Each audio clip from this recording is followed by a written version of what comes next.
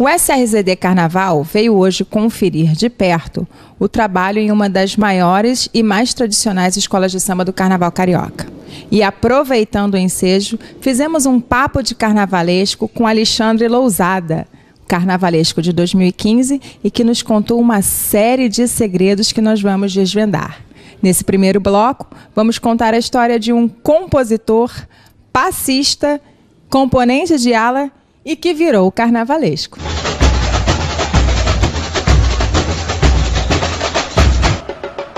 Ele começou a carreira como compositor, um sonho antigo que ele tinha. Muito pouca gente sabe disso, eu também não sabia, mas ele vai nos contar. Alexandre, conta melhor essa questão da musicalidade. Olha, eu comecei a frequentar a escola de samba, a Portela, fascinado pelos sambas antológicos, os sambas de terreiro e sambas enredos da Portela. E a minha humilde pretensão dentro de uma agremiação era entrar para uma aula de compositores. E eu pude realizar esse sonho na primeira escola que eu atuei profissionalmente, que foi a Branco no Samba, uma escola já extinta, que era de Niterói, lá das Charitas, onde ela ensaiava. E em 1980 a escola fez um enredo, Viagem Fantástica em Busca da Felicidade, e eu compus o meu primeiro samba enredo e tive a sorte de me sair vencedor. Eu realizei o meu sonho, e o sonho de carnavalesco que não existia acabou acontecendo nessa mesma escola, porque depois de eu ter vencido o samba, houve um problema lá com o carnavalesco da escola, e como eu tinha um pequeno talento para desenho, eu acabei desenhando os figurinos da escola, e eu acho que foi uma escolha que acabou dando um bom resultado.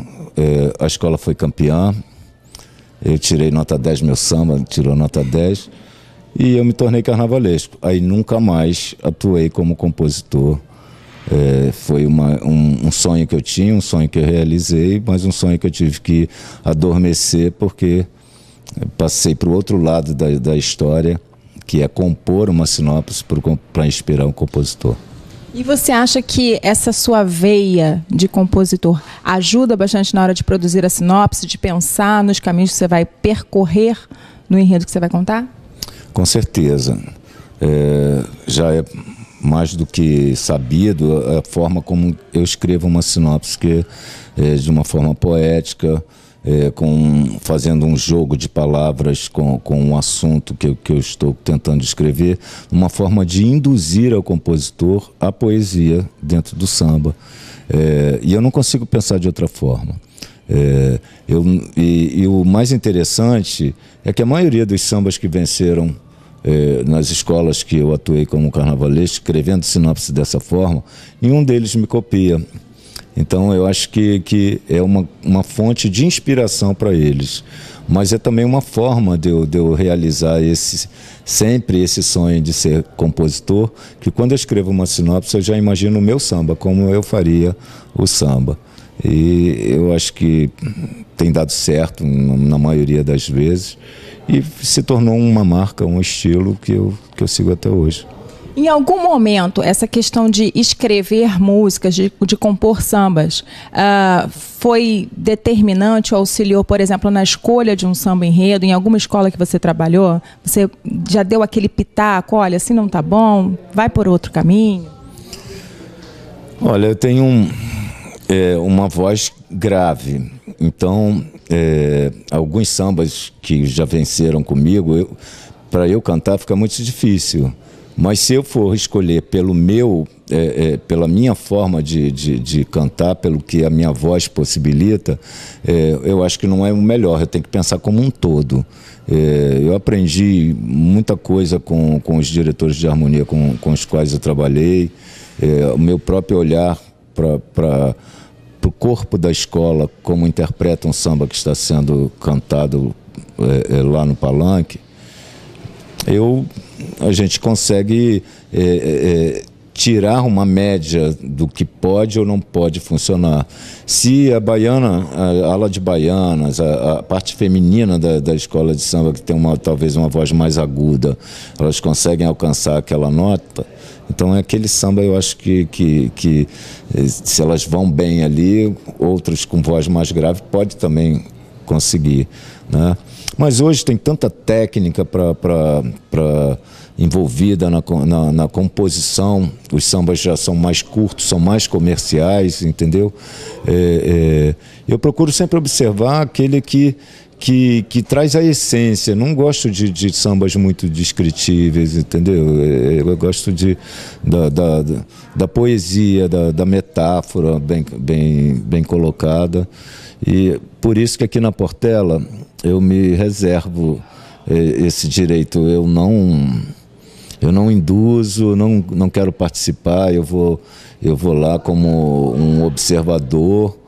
Posso ter o meu samba, se não é o da maioria, vai ganhar a maioria, mas eu tenho uma forma interpretativa da obra de cada compositor, que às vezes não é o que satisfaz a coletividade. Então eu deixo esse trabalho para os técnicos, diretores de carnaval, de harmonia, bateria, eles sabem mais.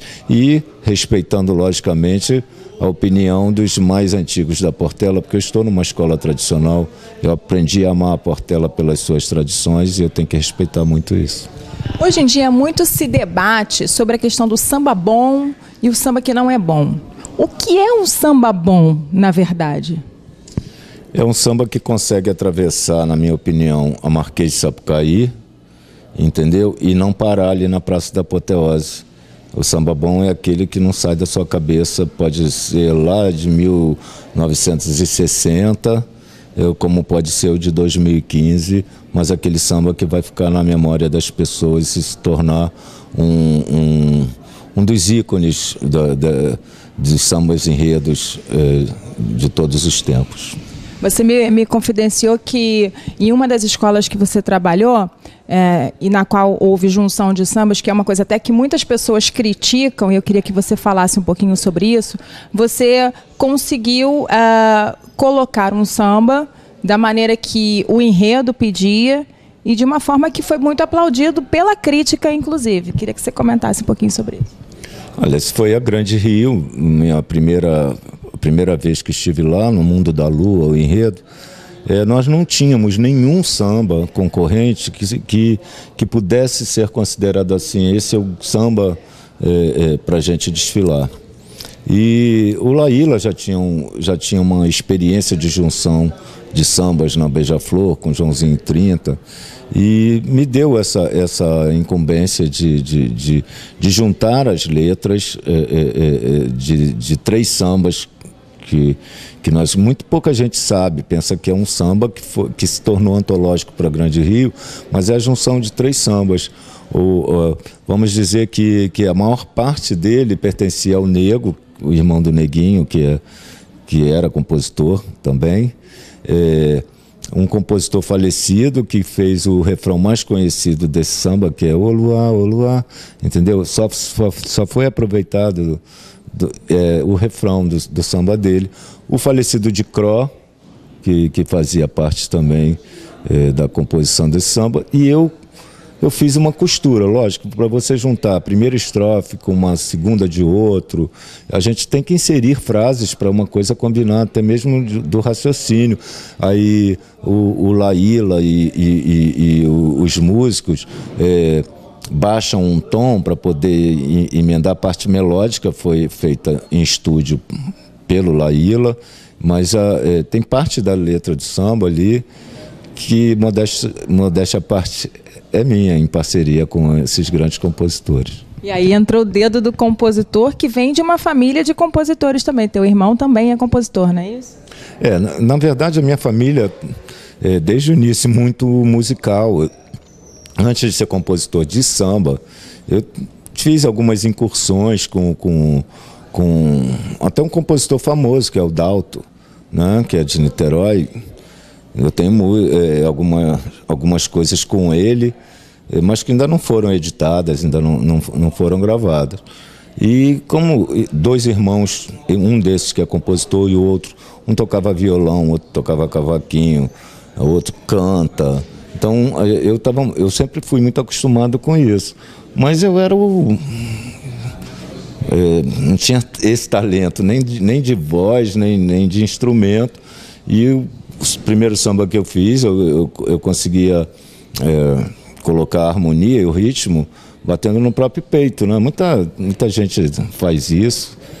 Minhas composições eram embaixo do chuveiro, às vezes o banho demorava muito, porque você tem que decorar a letra, né? Você não vai escrever embaixo do chuveiro, né?